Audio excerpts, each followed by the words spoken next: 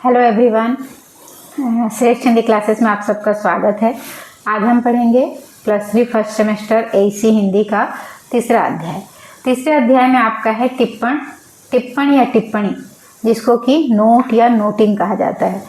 तो अब ये इसके लिखने की प्रक्रिया क्या है या उसके लिखने का तरीका क्या है, उसके बारे में आज विस्तृत ढंग से हम पढ़ेंगे।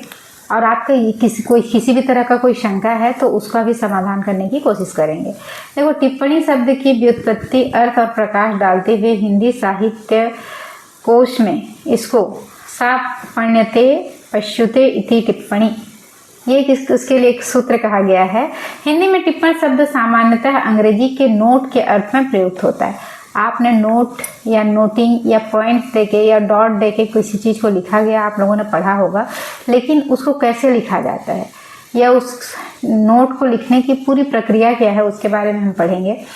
उसके लिखने की विधि या प्रविधि टिप्पण कहलाती है। सरकारी कार्यालय में पत्र विषय के निपटान के लिए उस पर सहायकों से लेकर आवश्यकता अनुसार सचिव, मंत्री, मुख्यमंत्री, प्रधानमंत्री अथवा राष्ट्रपति द्वारा जो संक्षिप्त मंतव्य लिखा जाता है उसी को टिप्पणी कहते हैं। मतलब टिप्पणी का प्रयोग कौन करता है? एक सहायक लिपिक से लेकर राष्ट्रपति तक उसका प्रयोग करते हैं।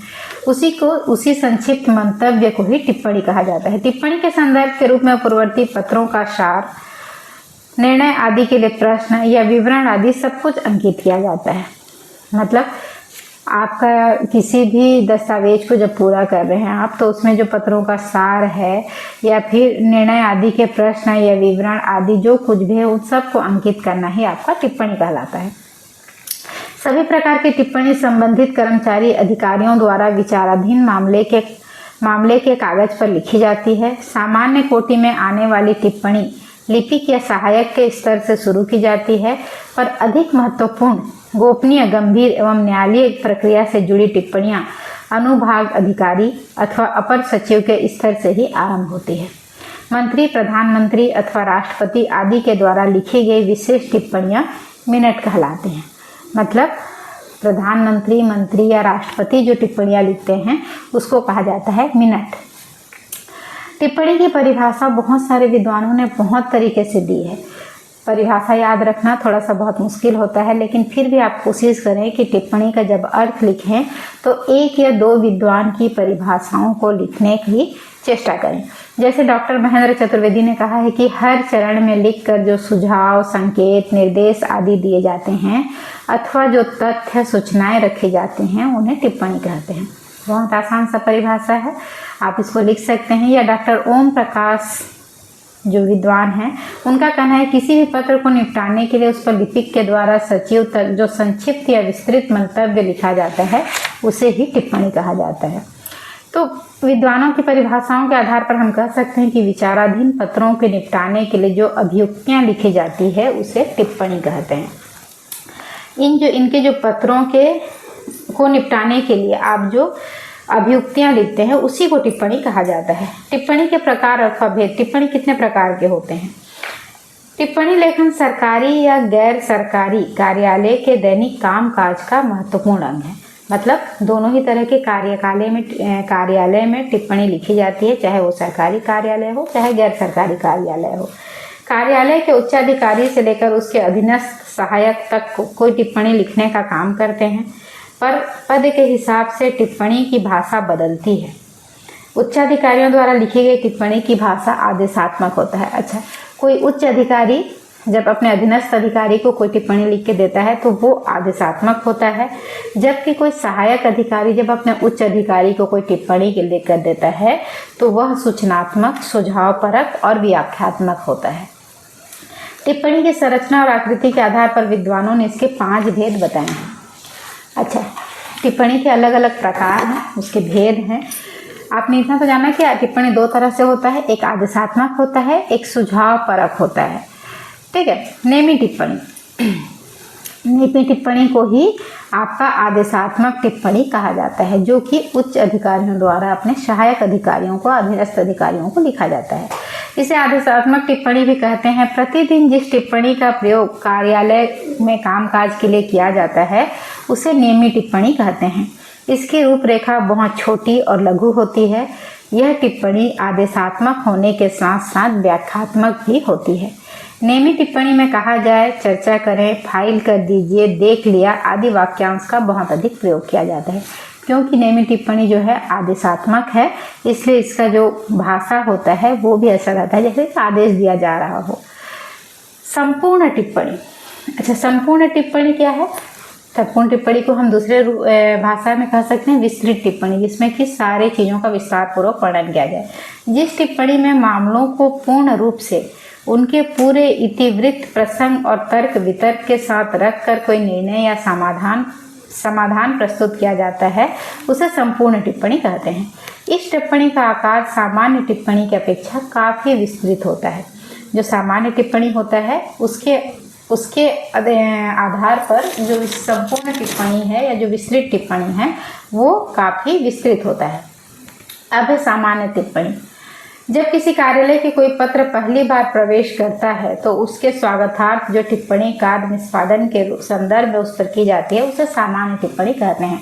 कोई भी आदेश या कोई भी पत्र जब किसी कार्यालय में आता है तो उसके स्वागत के लिए जो टिप्पणी लिखा जाता है उसको सामान्य टिप्पणी कहते हैं। स्वतः पूर्ण टिप्पणी, इस टिप्पणी को सेल्फ कंटेंट नोट कहा जाता है। इस टिप्पणी का प्रयोग कार्यालय के अधिकारी और सहायक दोनों करते हैं। मतलब अपने लिए ही लिखना है आपको तो दोनों ही लिखते हैं। इस स्वतः पूर्ण टिप्पणी में निहित सूचना अपने आप में पूर्ण होती है। स्वतः पूर्ण टिप्पणी में क्रम संख्या, पावती की क्रम संख्या, पृष्ठ, पत्राचार आदि लिखना आवश्यक नहीं होता, क्योंकि यह किसी आवती पर आधारित न होकर परिस्थिति अथवा आवश्यकता से उत्पन्न समस्या को हल करने के लिए भी हो सकती है। आवती पर आधारित टिप्पणी फिर क्या है? आवती पर आधारित टिप्पणियां सहायक स्तर पर ही लिखी जाती हैं। ऐसी टिप्पणी का मुख्य लक्ष्य अधिकारी के सम्मुख आवती के विवरण को कार्यालय में की जाने वाली कार्यवाही के संदर्भ में संक्षेप में रखना होता है। आवती को हम कहते हैं रिसिप्ट पर आधारित टिप्पणी। इस प्रकार की टिप्पणी में टिप्पणीक या टिप्पणीकार अपने अधिकारी को आवती का क्रमांक तथा पत्राचार खंड का पृष्ठ लिखकर प्रेषक की मांग, उसका कारण, उस संबंध में नियमों की स्थिति तथा कार्यालय में कार्य की स्थिति को देखते हुए उस मांग के पक्ष विपक्ष में अपने विचार प्रस्तुत करता है। तो इस तरह से हमने 5 प्रकार की टिप्पणी पढ़ा। पहला था नेमी टिप्पणी जो कि आदेशात्मक टिप्पणी कहलाती है। दूसरा था संपूर्ण टिप्पणी जो कि विस्तृत टिप्पणी कहलाता है। तीसरा था सामान्य टिप्पणी जिसमें कि किसी भी कार्य के निष्पादन के संबंध पर सामान्य रूप से टिप्पणी लिखी जाती है।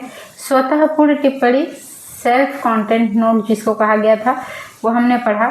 फिर आवती पर आधारित टिप्पणी, ये 5 प्रकार के टिप्पणी हैं। तो जब भी आप टिप्पणी लेखन पढ़ें या लिखना हो आपको, जैसे कि आपके शॉर्ट क्वेश्चन है, अगर पूछ रहा है कि टिप्पणी किसे कहते हैं उसकी परिभाषित कीजिए, तो आपको टिप्पणी का अर्थ लिखना है और उसकी परिभाषा देना है। अगर आपको पूछ रहा है कि टिप्पणी के कौन कौन से भेद हैं, तो आपको इन 5 भेदों को उसके साथ में लिखना है। और टिप्पणी लेखन के उद्देश्य क्या हैं हम आगे पढ़ेंगे। और अगर आपका ये विस्तृत क्वेश्चन है जो कि आपको 400 वर्ड्स तक में लिखना रहता है, तो आपको उसमें पूरे अध्याय से लेकर सारे पॉइंट्स को लिखना है। तो उसमें टिप्पणी लेखन का उद्देश्य क्या है हम वो पहले पढ़ेंगे। सरकारी कार्यालयों में विशेष रूप से असंख्य पत्रों का आदान प्रदान होता है। हर दिन किसी भी कार्यालय में, सरकारी कार्यालय में कई पत्र आते जाते रहते हैं। उन्हीं पत्रों को कम से कम बड़ी सहजता से निपटाने के लिए टिप्पणी की आवश्यकता होती है। टिप्पणी लेखन के मुख्यतः 5 उद्देश्य होते हैं। मतलब ये जो पत्रों को आप क्या बोलना चाहिए, आवश्यक सहजता से निपटाने के लिए, इन पत्रों के जवाब सहजता से देने के लिए हम टिप्पणी लेखन का प्रयोग करते हैं।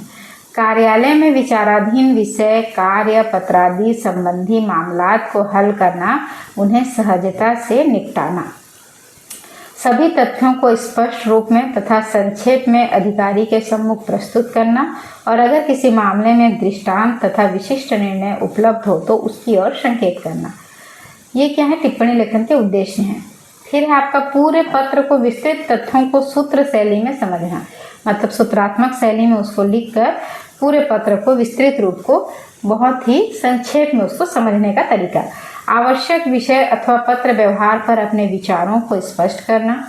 आवती के अंतिम निस्तारण के लिए क्या कार्रवाई हुई इसे पुष्ट करना। तो ये आपके टिप्पणी लेखन के कुछ उद्देश्य यहाँ पर दिए गए हैं। अब टिप्पणी लेखन की जो प्रक्रिया है या उसके जो तत्व हैं या उसके जो अंग हैं उसको लेकर बहुत सारे विद्वानों में मतभेद है। वो मत एक के नहीं है, मतलब उनका मत एक नहीं है, बल्कि हर एक विद्वान का अलग अलग मत है। कुछ ने उसके अवयव के बारे में कहा है कि इसके 4 अंग हैं, कुछ ने कहा है 5 हैं और कुछ ने कहा है 8 हैं। अब ये तो अलग अलग विद्वानों का अलग अलग मत है, तो हम क्या करेंगे, हम सारे मतों को पढ़ेंगे। डॉक्टर विनोद गोदरे ने टिप्पणी लेखन के 5 अंग कहे हैं, जिसमें है आवृत्ति का विषय, कारण, नियम, कार्यालय में कार्य की स्थिति और सुझाव। ठीक है, ये 5 नियम उन्होंने 5 अंग उन्होंने बताए हैं। उसे समझाते हुए कहते हैं कि पहले 2 चरणों में आवेदन किया है, बताया गया है, वाक्य सांचों का प्रयोग होता है। तीसरे चरण में नियम है, किया जा सकता है, वाक्य सांचों का प्रयोग किया जाता है। चौथे चरण में है या नहीं है एवं 5वें में किया जा सकता है, वाक्यांशों का बाहुल्य प्रयोग होता है। इन 5 अंगों का आधार ग्रहण कर टिप्पणी लेखन की प्रक्रिया शुरू होती है। इसमें क्रमशः इन बातों को संकेत किया जाता है। पहला है आवृत्ति का विषय, जो भी आवृत्ति मतलब जो भी रिसिप्ट है उसका विषय क्या है। आपको किसी विषय पर ही किसी को रिसिप्ट देते हैं ना, तो टिप्पणी लेखन की प्रक्रिया का यह पहला चरण, इसमें प्रेषक की क्या मांग की गई है इसका उल्लेख किया जाता है। कारण, दूसरा है कारण। इस दूसरे चरण में प्रेषक की मांग के कारणों की चर्चा की जाती है। तीसरा था आपका नियम। तीसरे चरण में उस मांग से संबंध में नियम क्या कहता है उसका जिक्र किया जाता है। चौथा है कार्यालय में कार्य की स्थिति। इस चरण में कार्यालय के काम काज को देखते हुए उसकी मांग के औचित्य पर प्रकाश डाला जाता है। और 5वां है सुझाव। टिप्पणी लेखन के इस अंतिम चरण में टिप्पणी अथवा सुझाव देते हुए अनुमोदन के लिए अधिकारी के सामने टिप्पणी को प्रस्तुत कर देता है। अब हम पढ़ेंगे टिप्पणी की विशेषताएं। टिप्पणी लेखन की जब तक हम विशेषताएं ना पढ़ेंगे तब तक हम टिप्पणी लेखन नहीं कर सकते। प्रशासनिक कार्य के निष्पादन में टिप्पण और आलेखन का महत्व सर्वोपरि है। मतलब प्रशासनिक कार्यालयों में टिप्पण लेखन और आलेखन लेखन का बहुत ही ज़्यादा महत्व है। ये प्रशासनिक कार्य रथ के 2 पहिए के जैसे हैं। मतलब रथ जैसे दोनों पहियों के बगैर चल नहीं सकता, वैसे ही प्रशासनिक कार्य जो हैं वो टिप्पण लेखन और आलेखन के बिना नहीं चल सकता, जिसके कारण प्रशासनिक कार्य रथ निरंतर गतिमान है। टिप्पणी की अंतिम संरचना है। अंतिम टिप्पणी प्रस्तुत करते समय लिपिक को उसे आत्मसात करना पड़ता है। वस्तुतः यही संरचना ही टिप्पणी की विशेषता कहलाती है। टिप्पणी की ये निम्न विशेषताएं होती हैं। अब इसकी विशेषताओं को आपको नोट कर लेना है। पहला विशेषता है निष्पक्षता। जब भी आप टिप्पणी लिखें तो आप निष्पक्ष होकर लिखें। जब भी आप टिप्पणी लिखें आप निष्पक्ष होकर लिखें। टिप्पणी में टिप्पणीकार या टिप्पणी को सदैव व्यक्तिगत आपेक्ष से बचना है। टिप्पणी प्रस्तुत करते समय टिप्पणीकार को व्यक्तिगत भावों, विचारों और अनुभूतियों से ऊपर उठकर किसी प्रकार के कोई पक्षपात के बिना टिप्पणी के वास्तविक स्थिति की चर्चा करनी चाहिए। अर्थात जब भी आप टिप्पणी लिख रहे हैं ना, तो आपको अपने विचार नहीं लिखने हैं, आपको किसी भी तरह का व्यक्तिगत आपेक्ष नहीं करना है। मतलब किसी तरह का टोका टाँकी नहीं करना है, या फिर आपको अपने व्यक्तिगत भाव विचारों को वहाँ पर प्रस्तुत नहीं करना है। निस्वार्थ विवेचन, नियमों विनियमों के प्रति सजगता टिप्पणी लेखन के मूलभूत सिद्धांत हैं। अगला पॉइंट है आपका निष्पक्षता के बाद जो है वो है संक्षिप्तता। अब टिप्पणी लेखन तो नोटिंग कर रहे हैं आप ना, तो उसको आप संक्षिप्त में ही लिखेंगे। तो टिप्पणी लेखन का दूसरा विशेषता है संक्षिप्तता। जब भी आप टिप्पणी लिखें तो आप उसको संक्षिप्त में ही लिखें। टिप्पणी का अधिक लंबा होना उसका दोष माना जाता है, अतः टिप्पणी संक्षिप्त एवं विषय संगत होनी चाहिए। बड़े अधिकारियों के पास समय की कमी होती है, इसे दृष्टि में रखकर टिप्पणीकार को ऐसी टिप्पणी तैयार करनी चाहिए जो कम से कम शब्दों में अधिक से अधिक तथ्यों को उजागर करने में सक्षम हो। संक्षिप्तता के नाम पर टिप्पणी में बिल्कुल भी अस्पष्टता नहीं आनी चाहिए। मतलब संक्षिप्त तो करना है आपको, लेकिन उसको अस्पष्ट नहीं रखना है। आपको जो पूरा पत्र है उसको पूरी तरह से ही आपको लिखना है। अस्पष्ट बिल्कुल नहीं होना चाहिए। आप संक्षिप्त रूप से लिखें लेकिन उसको स्पष्ट रूप में लिखें। दूसरा है प्रवाहमानता। उसका प्रवाह जो है वो अनुचित ना हो। टिप्पणी लेखन में शब्दों या वाक्यों का अनुचित और भ्रांतिपूर्ण प्रयोग नहीं होना चाहिए। इसमें प्रवाहमानता खंडित नहीं होनी चाहिए। टिप्पणी में हमेशा तथ्यों की प्रवाहमानता बनी रहनी चाहिए। किसी भी परिस्थिति में उसमें तथ्यों की पुनरावृत्ति नहीं होनी चाहिए। मतलब जब भी आप टिप्पणी लिख रहे हैं तो उसको एक प्रवाह में लिखें, उसको आगे पीछे करके ना लिखें, पॉइंट्स के हिसाब से लिखें और उसमें पुनरावृत्ति उसकी दो से, मतलब एक ही चीज़ को आप 2 बार या 3 बार उसका उल्लेख ना करें। चौथा है क्रमबद्धता। हमने अब तक पढ़ा है निष्पक्षता, संक्षिप्तता, प्रवाहमानता और अब है क्रमबद्धता। जब भी टिप्पणी लिखें उसको क्रमबद्ध तरीके से लिखें। टिप्पणी तैयार करते समय विषय अथवा तथ्यों को क्रमबद्ध तरीके से रखना चाहिए। आशय के आकलन के लिए टिप्पणी में क्रमबद्धता का होना बहुत जरूरी है। टिप्पणी इस प्रकार लिखनी चाहिए कि फाइल में पत्र जिस क्रम में रखे हुए हैं टिप्पणी में भी उसका वही क्रम रहे। एक फाइल में आपने पत्रों को जिस क्रम में सजाया हुआ है ना, उसी ही क्रम में आपको टिप्पणी को पूरा लिखना है। 5वां है विभाजन। जब एक ही प्राप्ति में एकाधिक मामलों या बिंदुओं पर निर्णय लेना आवश्यक हो अथवा अलग अलग आदेश प्राप्त करना आवश्यक हो, तब प्रत्येक मामले के लिए अलग अलग टिप्पणी तैयार करनी पड़ती है। इसे टिप्पणी विभाजन कहते हैं। इस प्रकार तैयार की गई प्रत्येक टिप्पणी को आंशिक टिप्पणी या अनुभागीय टिप्पणी भी कहते हैं। तो आपका इसका विभाजन कर देना है, कौन सा आंशिक टिप्पणी है, कौन सा अनुभागीय टिप्पणी है, और उसी के आधार पर अलग अलग आदेश को प्राप्त करने की आवश्यकता है तो उसको अलग अलग तरीके से ही लिखें। अनुच्छेदों का प्रयोग टालना। अनुच्छेद मतलब पैराग्राफ में, अलग अलग पैराग्राफ में लिखने का प्रयोग को आपको टालना है। जहाँ तक संभव हो टिप्पणी में अनुच्छेदों का प्रयोग टालना चाहिए। यदि किसी कारणवश अनुच्छेदों का प्रयोग अनिवार्य हो तो प्रथम अनुच्छेद के बाद 2, 3, 4, 5 इस प्रकार क्रमानुसार संख्या डालनी चाहिए। मतलब अलग अलग पैराग्राफ वाइज उसको ना लिखकर उसको नंबरिंग करते हुए आप लिखें, 1, 2, 3, 4, 5 करके आप टिप्पणी को लिख सकते हैं। 7वां आपका विशेषता है पृष्ठ संख्या। टिप्पणी में विचाराधीन पत्रों का क्रमांक और पृष्ठ संख्या अंकित होनी चाहिए। इससे आदेश देने वाले या निर्णय देने वाले वरिष्ठ अधिकारी को मालूम होता है कि उसे किस पृष्ठ पर लगे पत्र के संबंध में अपना निर्णय या आदेश अंकित करना है। मतलब आप जब भी टिप्पणी लिखें उसमें पृष्ठ संख्या लिख दें ताकि आपके जो क्या बोलना चाहिए वरिष्ठ अधिकारी हैं उनको किसी तरह का असुविधा ना हो। फिर है हस्ताक्षर या पदनाम। टिप्पणी के नीचे बाईं ओर टिप्पणी अपना हस्ताक्षर करता है। हस्ताक्षर में वह अपने नाम के आद्याक्षर इनिशियल का प्रयोग करता है। उसके बाद अपना पदनाम लिखता है। टिप्पणी में आद्याक्षर और पदनाम लिखना जरूरी है। आदेश देने से पूर्व आवश्यकता पड़ने पर उस हस्ताक्षर और पदनाम को देखकर वरिष्ठ अधिकारी उस टिप्पणीकार या टिप्पणी को विचार विमर्श के लिए बुला सकता है। अपने हस्ताक्षर और पदनाम लिखने के बाद टिप्पणी को उस अधिकारी का पदनाम भी अंकित करना चाहिए जिसके पास वह फाइल भेजी जाएगी। अच्छा देखिए, टिप्पणी को जब भी लिखें तो नीचे बाईं ओर टिप्पणी का हस्ताक्षर अपना हस्ताक्षर करता है और उसी के अपने नाम के पहले तो उसका नाम लिखना है, फिर वहाँ पे हस्ताक्षर करना है। आदेश देने से पूर्व हस्ताक्षर और पदनाम को लिखकर वरिष्ठ अधिकारी और टिप्पणीकार और टिप्पणी के विचार विमर्श के लिए बुला सकता है। अपने हस्ताक्षर और पदनाम लिखने बाद टिप्पणी को उस अधिकारी का पदनाम भी अंकित करना चाहिए जिसके पास की फाइल भेजी जा रही है।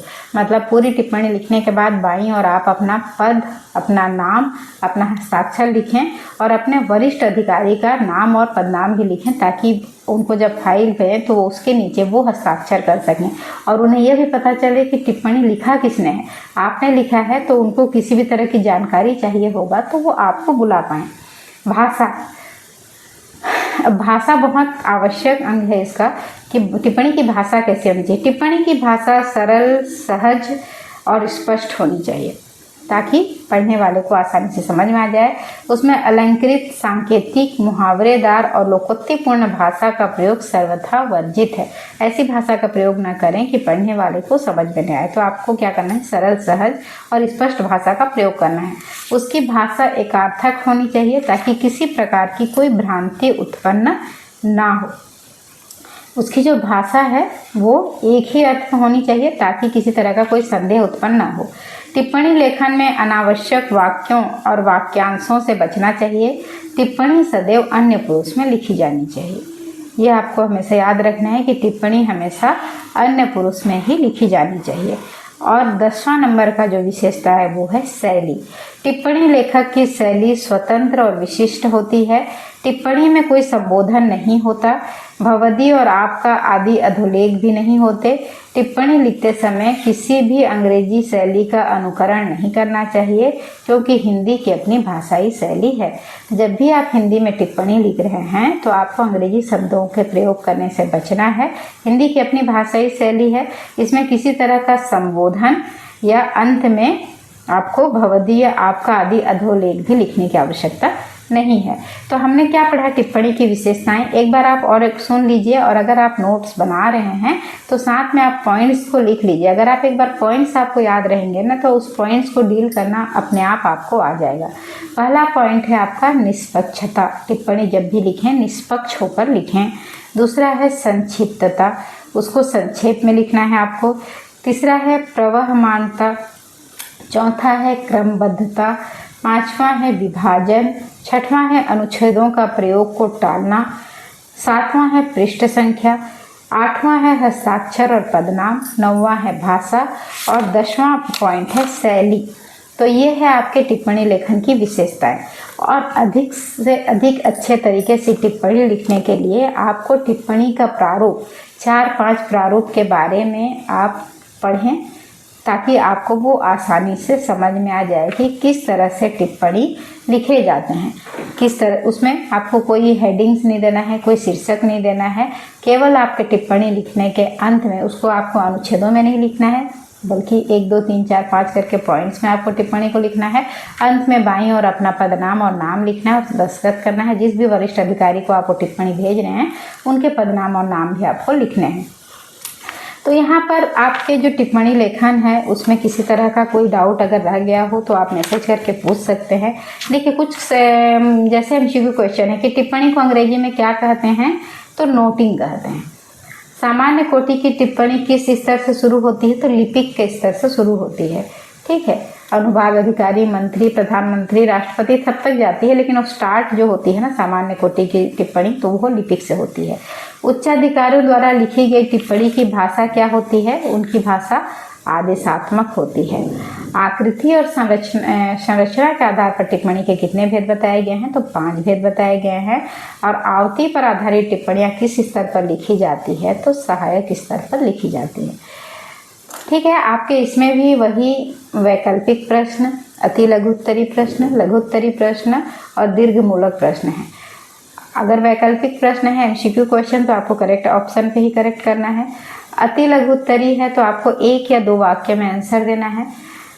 अगर आपका लघुत्तरी है तो आपको उसको जो शब्द संख्या दिया गया होगा उसी के आधार पर देना है। और दीर्घमूलक प्रश्न है तो जितना क्वेश्चन के मार्क्स हैं, अगर 8 मार्क का क्वेश्चन है तो समझ लीजिए आपको कम से कम 400 शब्दों से अधिक शब्द में आपको उसके उत्तर देने हैं। ठीक है, तो आज टिप्पणी में हम इतना ही पढ़ेंगे। आगे किसी नए अध्याय के साथ आपसे फिर मिलेंगे।